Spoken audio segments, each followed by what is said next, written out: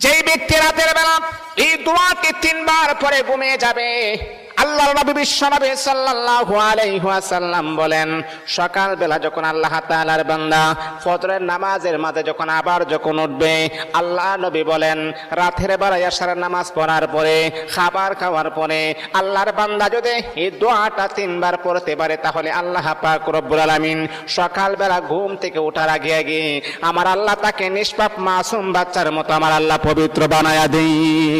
দোয়াটা সবাই আমরা জানি, আমরা সবাই কিন্তু দোয়াটা জানি, কিন্তু আমরা আমল করি না। দোয়াটা হলো আস্তাগফিরুল্লাহাল্লাযী লা ইলাহা ইল্লা হুয়াল হাইয়ুল কাইয়্যুম ওয়া আতুবু ইলাইহি লা হাওলা ওয়ালা কুওয়াতা ইল্লা বিল্লাহিল আলিয়্যিল আযীম।